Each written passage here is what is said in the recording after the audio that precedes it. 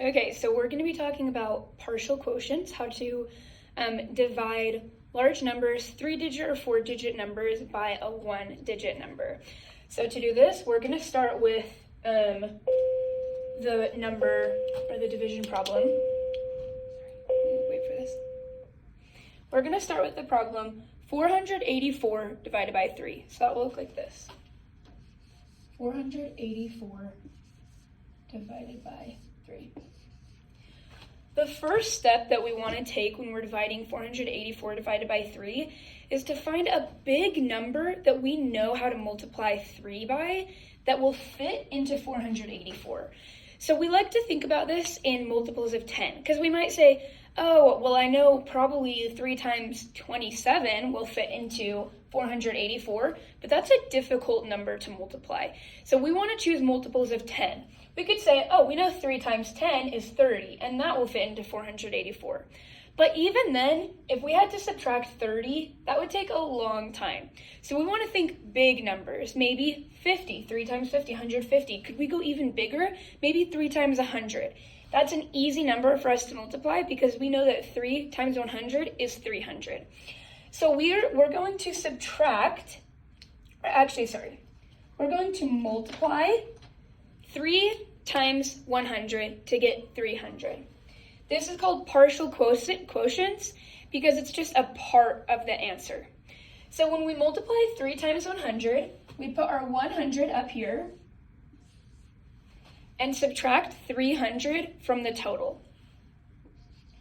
So when we subtract 300 from 484, we have a remainder of 184. So we know that 3 can definitely fit into 184 a lot more times. So we're going to think of what are some big numbers that we know how to multiply 3 by that will fit into 184. So we could think 3 times 10, 30, a little too small. Let's try 3 times 50, 150. That's a big number that we know how to multiply 3 by. So if we say 3 times 50, we're going to put our 50 up here because that is the number that we multiplied by. So we're trying to get close without going over.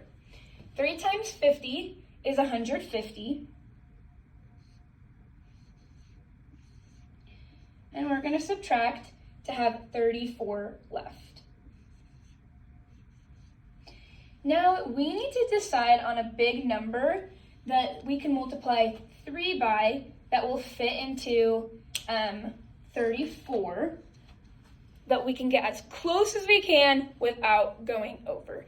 We're just finding parts of the answer, and I'll show you why these numbers are important in just a second. So I know that 3 times 10 is 30, which is a big number that's very, very close to this. So maybe I'd say, okay, 3 times 10, put my 10 up here because that's the number that we multiplied by, and then subtract the 30 from 34. I have 4 left over. I have my 10 up here, my 50, 100. So we're stacking the numbers we multiplied here and subtracting the numbers that we got from multiplication underneath here. Now I have this 4 left over, and I know that 3 can fit into 4 one time, and that'll be the number that is big enough without going over. So I multiply 3 times 1, put my 1 here, subtract my 3. 4 minus 3 is 1. So now that we cannot fit 3 into the number that we have left over, we know that this is going to be our remainder. We are done with this problem. So here's our remainder, is 1. Now we need to take care of these numbers that are up here. We can't just leave them because these are only partial quotients. We need to come up with one number that is a quotient or the answer to a division problem. So if we stack these numbers, so we're gonna stack all these like this. We're gonna go 100 plus 50 plus 10 plus 1. And then we just add to get 161. And then we know that we have to include this remainder in the answer.